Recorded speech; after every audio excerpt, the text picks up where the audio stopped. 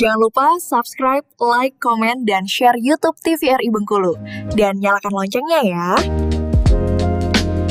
Halo pemirsa, kembali lagi tentunya di Dokter Kito bersama Kita Sehat. Senang sekali tentunya saya Afifa Manca dapat menemani pemirsa dalam 1 jam ke depan untuk membahas terkait topik kita pada hari ini. Namun sebelum itu masih kami mengingatkan pada pemirsa di rumah untuk mendapatkan informasi terkait program-program kesayangan TVRI bisa didapatkan di sosial media kita dan juga akan ada tayangan ulang di YouTube channel kita TVRI Bengkulu. Baik pemirsa, tentunya hari ini kita memiliki tema yaitu pertolongan pertama pada luka psikologis, dan untuk itu nantinya kita akan berbincang-bincang dan juga membahas terkait topik ini bersama narasumber kita. Yang pertama ada Dr. Putri Santi. Halo dokter. Halo Afifah. Bagaimana hari ini? Sehat ya? Sehat, alhamdulillah. Dan juga kita kehadiran Dr. Bella juga. Halo. Nah ini menarik sekali nih ya dok ya, biasanya kita membahas terkait luka yang ada di fisik ya. Nah ini kita akan membahas terkait pertolongan pertama pada luka psikologis nih. Namun sebelum itu mungkin dari dokter Bella terlebih dahulu boleh menjelaskan nih dok, apa sih luka psikologis itu? Ya, jadi biasanya tadi kata Afifah kita bahas luka yang ada di bagian tubuh ya. Tapi kali ini kita akan bahas tentang luka psikologis. Luka psikologis itu lebih mengarah ke luka atau perasaan yang berat ya. Perasaan berat yang dialami oleh seseorang yang mengakibatkan seseorang itu dia sulit untuk beraktivitas gitu ya. Jadi bisa menurunnya aktivitas akibat apa? Akibat dia pernah mengalami suatu tekanan ya. Misalnya tekanan dari suatu masalah besar dalam hidupnya gitu ya, sehingga mengakibatkan adanya luka pada perasaan seseorang tersebut gitu. Kalau misalnya masalah kan di hidup itu banyak ya, ada yang satu mungkin karena akibat bencana besar gitu ya, atau ada yang memang dari dirinya sendiri gitu, sulit untuk menghadapi suatu permasalahan atau ada tekanan berat yang tidak bisa tercapai seperti itu juga termasuk dari luka psikologis. Baik, jadi mungkin luka yang dihadirkan dengan peristiwa-peristiwa yang terjadi dalam hidup ya dok. Betul, peristiwa itu bisa dikatakan peristiwa buruk untuk si pasien ini sendiri. Betul. Ya. Nah kalau dari dokter Putri sendiri nih melihat banyaknya sebenarnya kan orang-orang ini kan pasti punya masalah gitu ya dok ya. Nah kenapa sih orang-orang itu ada yang bisa survive dengan hal itu, ada yang kayaknya tuh merasa sedih terus sampai dia mungkin merasa banyak hal lah efek dari itu. Iya, jadi memang kita tidak bisa menyamakan satu orang dengan yang lain. Kita sebutnya stres negatif ya. Stres negatif itu contohnya seperti yang disebutkan sama dokter Bella tadi, mungkin ada bencana alam atau kehilangan sesuatu atau hal-hal yang tidak bisa dicapai, itu kita sebutnya sebagai stres negatif.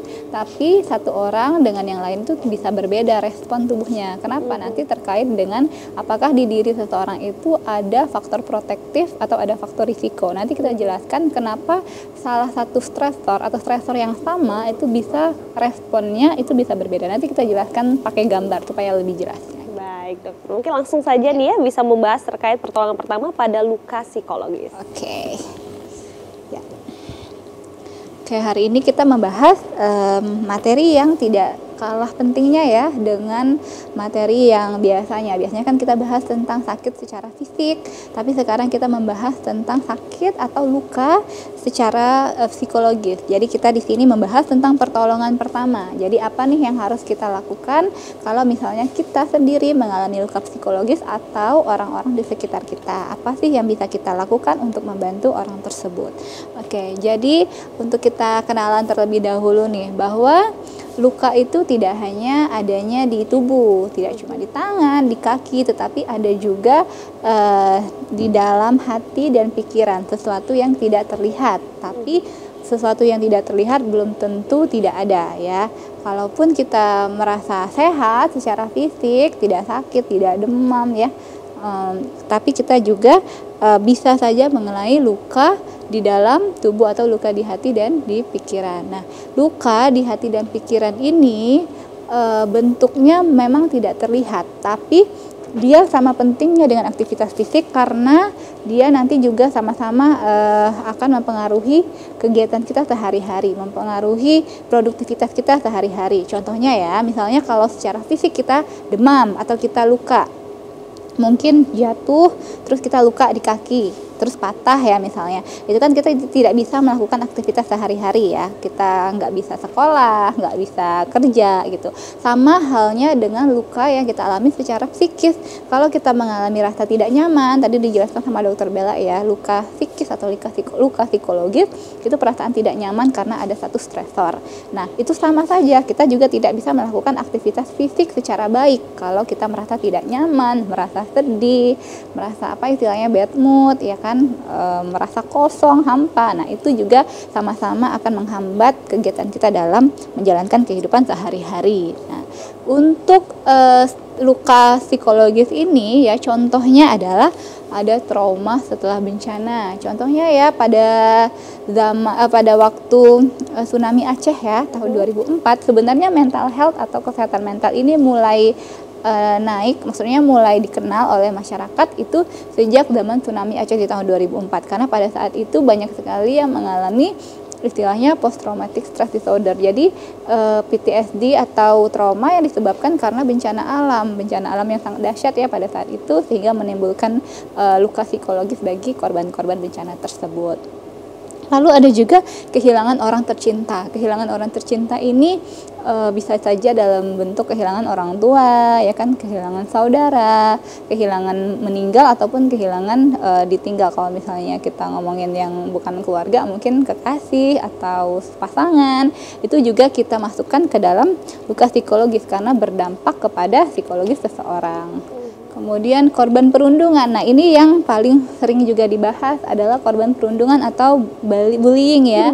Bullying ini biasanya kalau sekarang sedang digalakkan edukasinya di sekolah-sekolah ya pada remaja-remaja, karena remaja-remaja itu juga sangat rentan mengalami bullying ataupun melakukan bully atau perundungan itu sendiri. Jadi tidak boleh dilakukan ya perundungan karena itu bisa menimbulkan luka psikologis bagi seseorang begitu. Jadi ada 3 hal nih yang mempengaruhi, yang saling berpengaruh ya. Yang pertama ada pikiran, kemudian pikiran mempengaruhi perasaan, perasaan mempengaruhi perilaku. Jadi kepikiran contohnya ya, misalnya kayak kalau kita dapat tugas, misalnya kalau di sekolah kita dapat tugas dari guru untuk presentasi misalnya, laju terus kemudian pikiran kita itu berpikir apakah kita bisa nggak ya presentasi, atau saya ragu nih saya bisa atau enggak. Di pikiran kita ya, di otak kita itu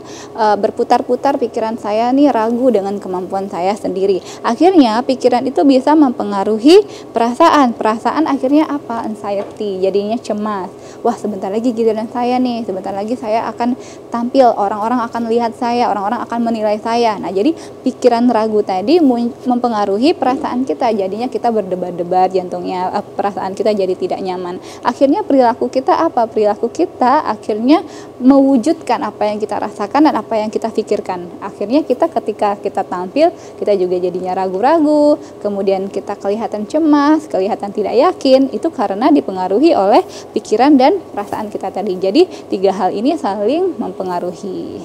Gitu ya untuk pengenalan pertamanya. Nah, ini tadi yang ditanyakan oleh Afifah, kenapa ya dok ada orang yang misalnya sama-sama, misalnya satu keluarga aja, misalnya orang tua mereka tiada atau meninggal, ada kakak dan adik, satu kakaknya mungkin baik-baik saja, yang lain yang adiknya mungkin merasa down, merasa terpuruk ya, merasa sedih yang berkepanjangan. Kenapa?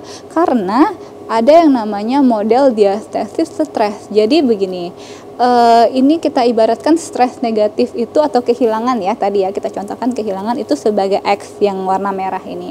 Ini kan ini ada orang A ya, ini namanya Alif, yang B namanya Bani. Jadi dia memiliki stres yang sama. Stres yang sama, ukurannya sama, besarnya sama, ini dalam gambar ini X. Tetapi ada yang namanya kerentanan. Nah, kerentanan ini yang satu orang dengan yang lain itu berbeda. Kerentanan ini dipengaruhi oleh faktor risiko dan faktor protektif. Jadi maksudnya apa? Kalau si Alif ternyata dia kerentanannya sedikit kecil ya. Ini ibaratkan tabung ya. Ini tabung, maksudnya batas seseorang itu bisa mentoleransi luka psikologisnya. Jadi si Alif ini dia punya kerentanan yang sedikit. Kerentanan sedikit kenapa? Oh, karena dia faktor risikonya sedikit. Maksudnya faktor risiko apa? Faktor risiko itu seperti dukungan keluarga yang kurang, atau mungkin cara atau coping mekanismenya yang tidak ada, atau tidak bisa melakukan coping mekanisme sendiri, itu masuk ke faktor risiko. Kemudian kemungkinan juga Alif ini kerentanannya sedikit karena dia punya faktor protektif yang besar. Faktor protektif itu artinya faktor pelindung. Faktor pelindung itu contohnya ya, salah satunya adalah spiritualitas yang tinggi. Maksudnya dia beribadahnya rajin, kemudian dia punya kelompok, punya komunitas yang mendukung dia untuk menyalurkan emosinya. Nah, jadi dia punya kerentanan yang sedikit karena punya faktor protektif yang besar, faktor protektif yang tinggi. Nah, kita bandingkan dengan si Bani. Yang Bani ini ternyata kerentanannya sangat besar ya, sangat banyak. Kenapa? Mungkin dia tinggal sendirian. Itu yang pertama. Faktor risikonya besar, faktor kerentanannya besar. Dia tinggal sendirian. Terus mungkin dia tidak punya komunitas yang bisa mendukung dia atau bisa curhat kayak gitu. Dia mungkin nggak punya teman ya, atau saudara-saudaranya tinggalnya jauh dari rumahnya, atau mungkin spiritualitasnya tidak begitu tinggi. Itu tadi ya. Jadi dia tidak punya faktor pelindung untuk kerentanan dirinya. Jadi dia rentannya sangat rentan. Jadi ketika diberikan faktor negatif atau stres negatif dengan jumlah yang sama, katakanlah sama-sama kehilangan, yang ini akan lebih mudah, ini katakanlah air ya, akan lebih mudah keluar, akan lebih mudah mengalami stres atau mengalami luka psikologis karena dia tabungnya sudah penuh, kerentanannya banyak ditambah dengan stres negatif. Tapi kalau yang ini tabungnya segini dengan tabung ukuran segini ya, sama, kerentanannya baru mengisi sedikit, ditambah stres negatif ya baru sampai sini, belum keluar gitu, belum mencapai batas dia mengalami stres atau mengalami gangguan kesehatan mental. Baik dokter, Gitu. artinya ada peran keluarga, Iya. orang terdekat ya dok ya, Betul. untuk bisa membantu ketahanan lah ya, dari bagaimana kita bisa melawan dari hal-hal peristiwa yang tidak mengenakan dalam hidup tentunya. Baik, tahan dulu nih dokter, nanti kita akan kembali lagi tentunya setelah jeda. Pada berikut ini tetap di Dokter Kito.